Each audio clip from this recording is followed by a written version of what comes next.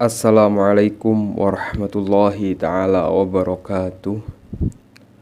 Alhamdulillahirabbil alamin. Wassalatu wassalamu ala asrafil anbiya'i wal mursalin Sayyidina wa habibina wa syafi'ina wa qurrata ayunina Sayyidina Muhammadin wa ala alihi wa sahbihi ajma'in, amma ba'du.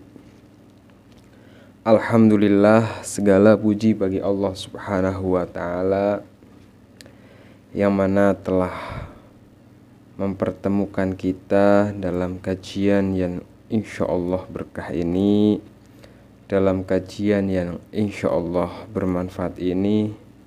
Semoga pertemuan kita, pertemuan pada detik ini menjadikan pertemuan yang barokah, pertemuan yang bermanfaat, pertemuan yang akan memiliki dampak yang positif, terutama dalam kehidupan para jamaah dimanapun berada. Tak lupa, seperti biasa, saya selalu mendoakan Anda semua, semoga Allah panjangkan umurnya, panjang umur, dimudahkan segala urusannya, dikabulkan hajat-hajatnya. Yang punya hutang, Allah mudahkan untuk melunasi hutang-hutangnya. Yang jualannya dilariskan. Yang sakit, Allah angkat penyakitnya. Yang punya anak, anaknya dijadikan anak yang soleh, solehah, amin ya robbal alamin. Ini saya senang sekali. Misalnya kalau setiap sholat saya mendoakan Anda semua, ya Allah, semoga jamaah saya yang ada di YouTube, meskipun saya nggak menyebut secara detail nama-namanya, saya mendoakan Anda semua. Di setiap selesai sholat saya doakan doa-doa yang baik tentunya, karena seperti yang pernah diajarkan oleh kiai saya di pesantren, yang mana sumbernya dari Rasulullah SAW, ketika seseorang mendoakan kebaikan kepada seorang muslim yang lain, maka pada saat itu ada malaikat yang mendoakan juga kebaikan untuk kita. Maka biasakan para jamaah untuk senantiasa mendoakan yang baik-baik kepada siapapun. Saya senang kalau misalnya lagi di luar rumah, lagi naik mobil atau apapun, melihat siapapun, meskipun tidak terucap terkadang melalui lisan, tapi saya doakan. Saya melihat orang jualan, ya Allah, semoga jualannya dilariskan. Saya melihat orang berusaha menjalankan usahanya, saya doakan semoga Allah lancarkan usahanya. Ada jamaah, ada teman yang bercerita tentang masalah hutang, saya doakan semoga Allah mudahkan untuk melunasi hutang-hutangnya. Karena balasan dari Allah itu luar biasa. Kita mendoakan manusia yang mungkin saja doa kita ini ya doa-doa manusia yang mungkin penuh dosa. Terkadang doanya itu ya tersendat-sendat. Tapi meskipun doa kita tersendat-sendat, karena kebaikan kita, karena keikhlasan kita mendoakan orang lain, pada saat itu Allah membalas dengan malaikatnya. Allah mendoakan kebaikan kepada kita. Doanya malaikat makbul, qabul, karena malaikat adalah makhluk Allah yang pekerjaannya hanya ibadah. Kalau kita manusia udah ibadahnya jarang ya, berbuat dosanya tiap hari gitu kan, jadi doa kita terkadang tersendat-sendat. Makanya salah satu kebaikan yang mungkin saja, yang bahkan kebaikan inilah yang akan mengantarkan kita kepada keajaiban-keajaiban yang sangat luar biasa, adalah bagaimana kita berusaha senantiasa setiap hari mendoakan orang lain. Pagi hari ya, ketemu siapa, doakan. Hanya saja terkadang kan kita malah lebih sering mendoakan tidak baik kepada orang lain gitu kan. Ya Allah, semoga orang itu rezekinya seret, semoga orang itu dicoba, diuji, dikasih azab gitu kan. Ya akhirnya doa-doa ketidakbaikan itu pun kembali kepada diri kita.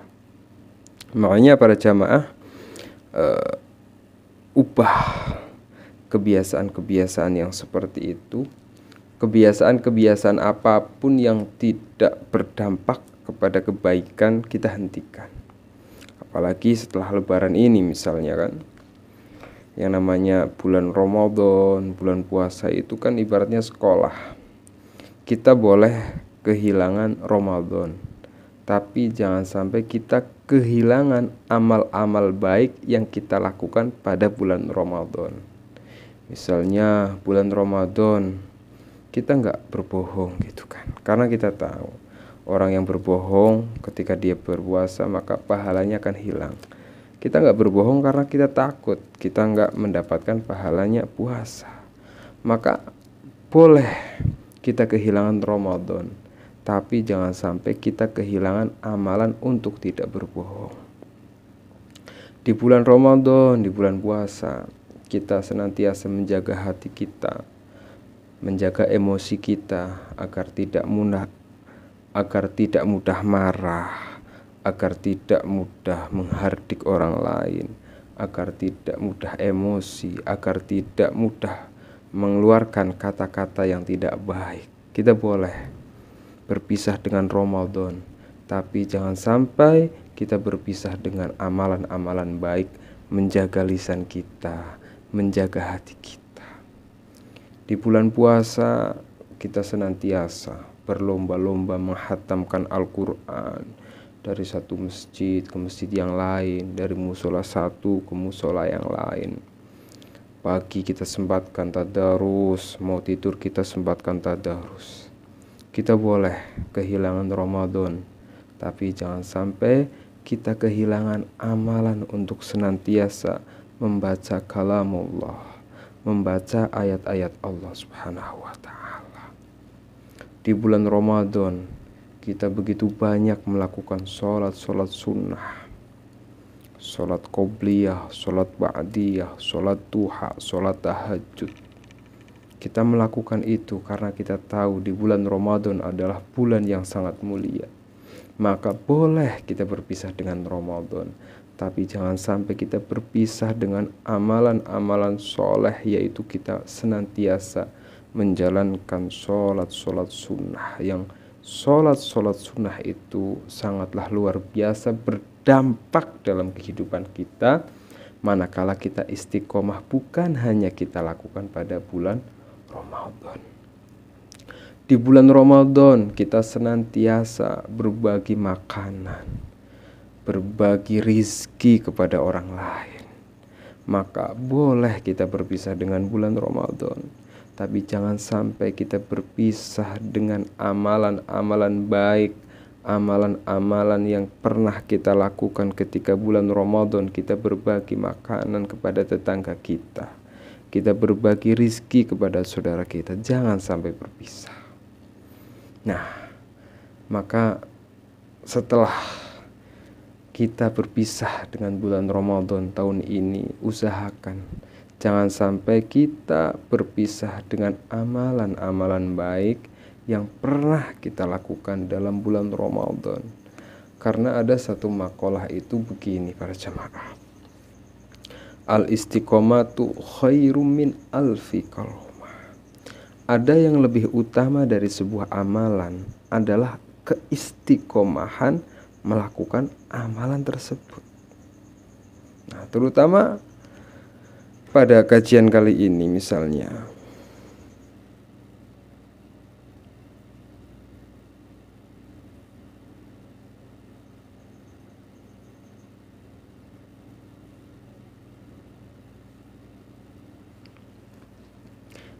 dalam kajian kali ini saya akan membahas tentang kajian sebuah amalan yang mana ketika orang yang melakukan amalan ini itu dikatakan dalam kitab ini, orang yang melakukan amalan ini tidak akan pernah miskin selama-lamanya. Artinya mohon maaf, Anda mungkin pada saat ini boleh sedang kesusahan rizki. Anda mungkin saat ini sedang mempunyai hutang yang menumpuk. Anda mungkin saat ini usahanya sedang tidak lancar. Anda mungkin saat ini jualannya sedang sepi. Tapi ketika Anda melakukan amalan ini, usaha Anda yang sedang tidak lancar itu tidak akan selamanya tidak lancar. Jualan Anda yang sepi tidak akan selamanya jualannya sepi. Hutang Anda yang menumpuk tidak akan selamanya Anda mempunyai hutang yang menumpuk. Anda yang sedang hidup, mohon maaf, hidup dalam kategori bahasanya hidup miskin, tidak selamanya Anda akan hidup miskin. Artinya apa? Orang yang melakukan amalan ini itu orang yang melakukan amalan yang akan saya berikan ini, kemiskinannya itu tidak akan selamanya. Jadi mohon maaf, kadang ada orang misalnya dari kecil sampai tua, sampai mohon maaf meninggal dunia itu hidupnya susah, dari segala ekonomi ini susah. Nah, ketika Anda melakukan amalan ini, mungkin setahun 2 tahun Anda bolehlah hidup susah, bolehlah jualannya sepi, bolehlah usahanya nggak lancar, bolehlah hutangnya menumpuk. Tapi ketika Anda melakukan amalan ini, usaha yang sepi jadi lancar, jualan yang nggak laku misalnya cepat laku, hutang yang menumpuk cepat lunas. Artinya nggak akan selamanya Anda menderita secara finansial. Nah, amalan ini tuh saya ambil dari sebuah kitab yang bernama Kitab Jalbur Rizki. Ini kitabnya seperti ini. Jadi ada sumbernya para jamaah saya.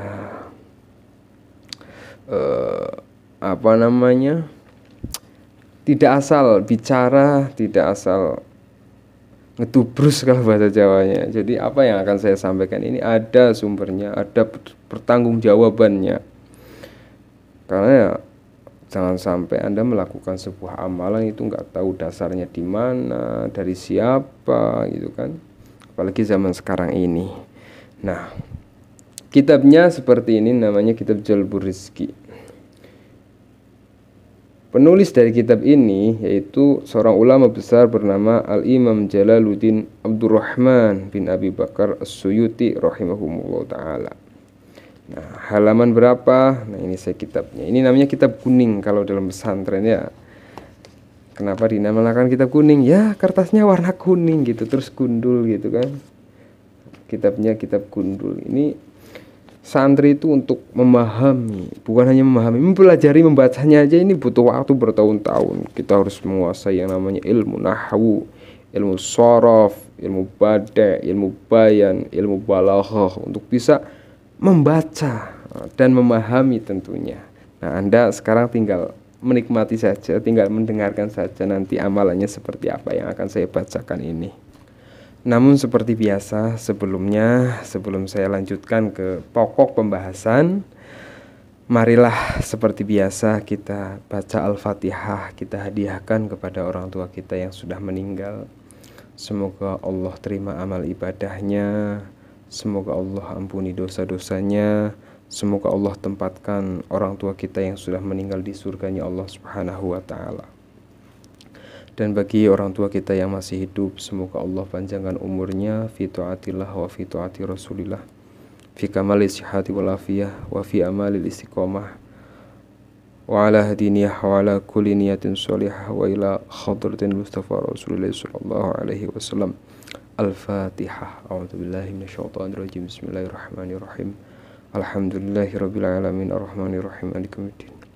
Iyyaka na'budu wa iyyaka nasta'in ihdinas siratal mustaqim siratal ladzina an'amta 'alaihim ghairil maghdubi 'alaihim waladdallin amin ya rabbal alamin. Nah, jadi ini penting ya. Anda catat ya, siapkan pulpen, siapkan kertas. Jadi bismillahirrahmanirrahim.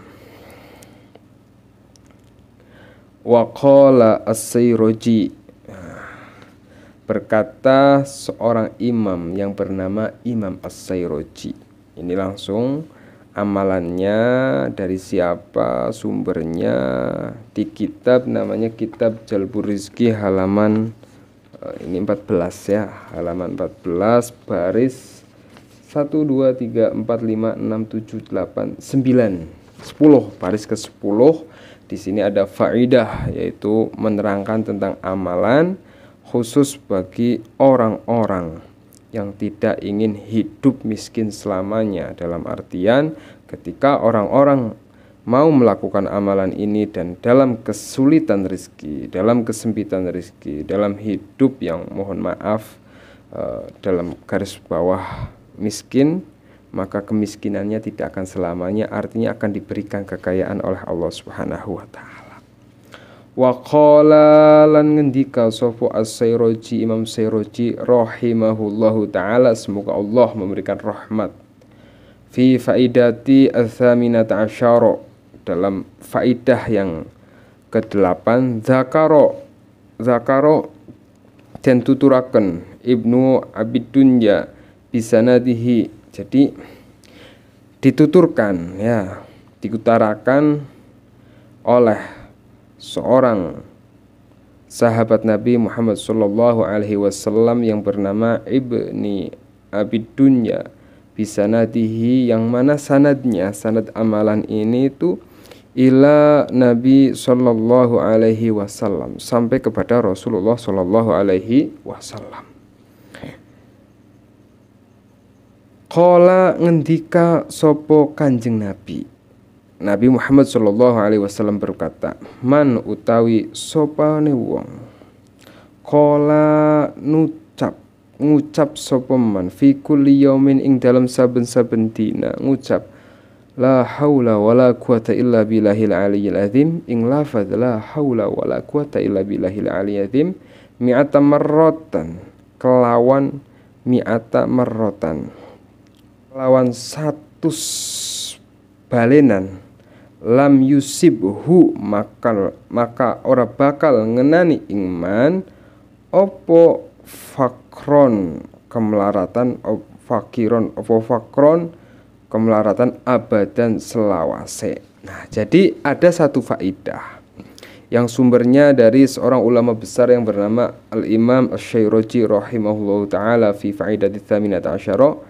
dari Ibnu Abid Dunya bisanatihi, yang mana sanadnya sampai kepada Rasulullah sallallahu alaihi wasallam. Kata Rasulullah sallallahu alaihi wasallam, man qala fi kulli yawmin la haula wala quwata illa billahil aliyyil azim mi'atan marratan lam yusibhu faqran abadan. Barang siapa yang setiap hari berzikir dengan lafaz la haula wala quwata illa billahil aliyyil azim, la haula wala quwata illa billahil aliyyil azim, la haula wala quwata illa billahil aliyyil azim. Membaca zikir ini mi'ata marrah, sebanyak 100 kali, lam yusibhu fakron abadan, maka orang ini tidak akan pernah ya, lam yusibhu fakron abadan, maka orang ini tidak akan hidup dalam kemiskinan selamanya.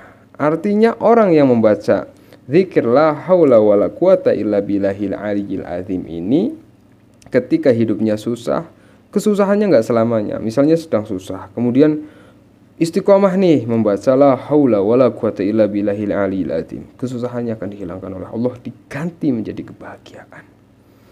Orang yang hidupnya miskin membaca la haula wala quwata illa billahil aliyyil azim setiap hari 100 kali, maka kemiskinannya lam yusibhu fakron abadan ya, abadan selawase.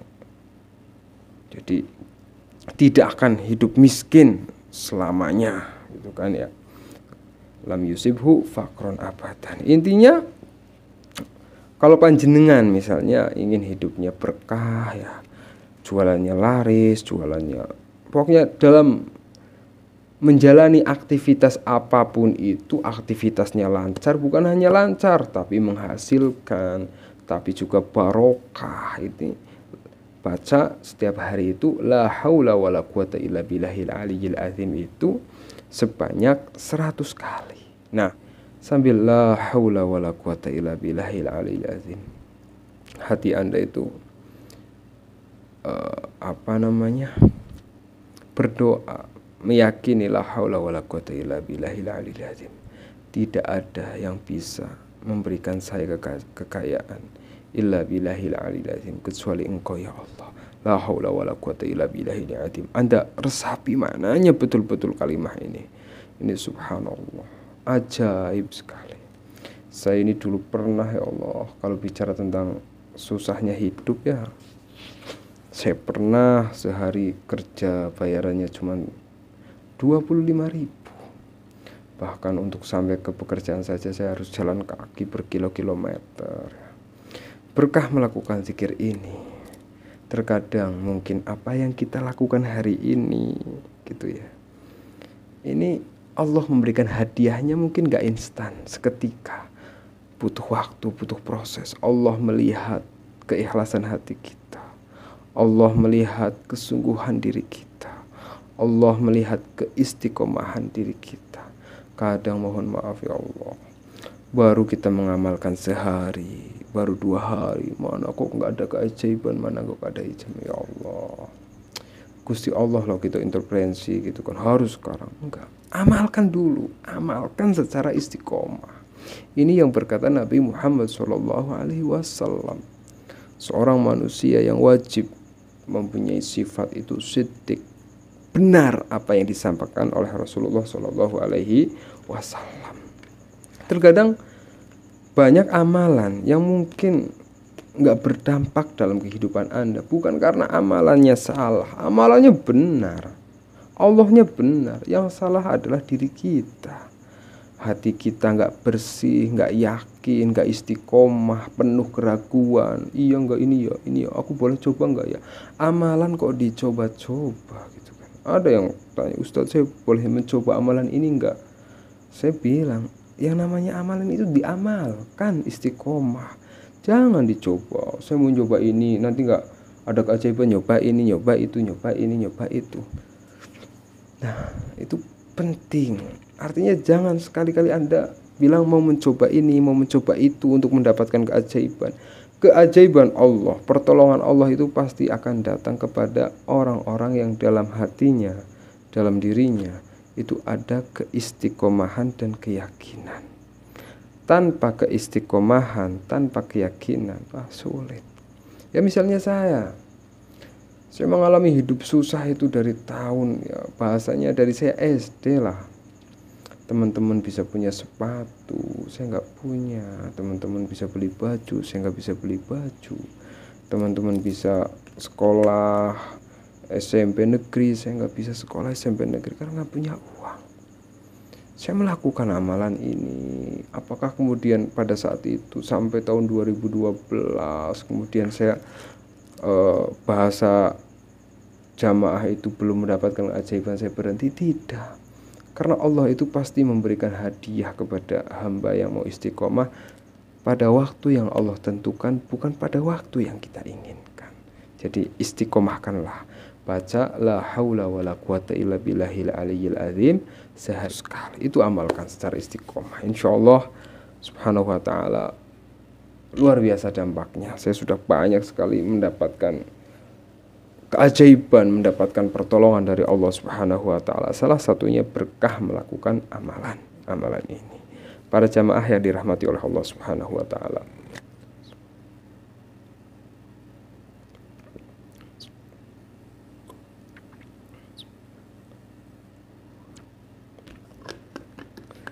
Bagi para jamaah yang ingin ikhtiar melalui air ruqyah jalbu rizki ya.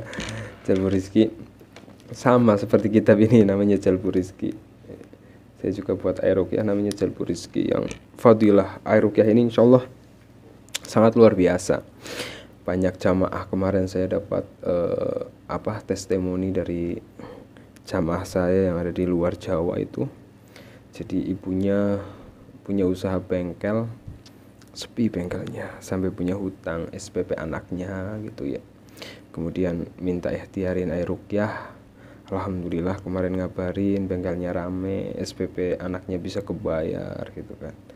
Terus banyak sekali jamaah-jamaah yang diganggu usahanya, diganggu sihir, diganggu santet, diganggu, ditutupi rezekinya oleh jin, dikirimi jin, dukun gitu kan, dikirimi tanah kuburan sehingga usahanya sepi gitu.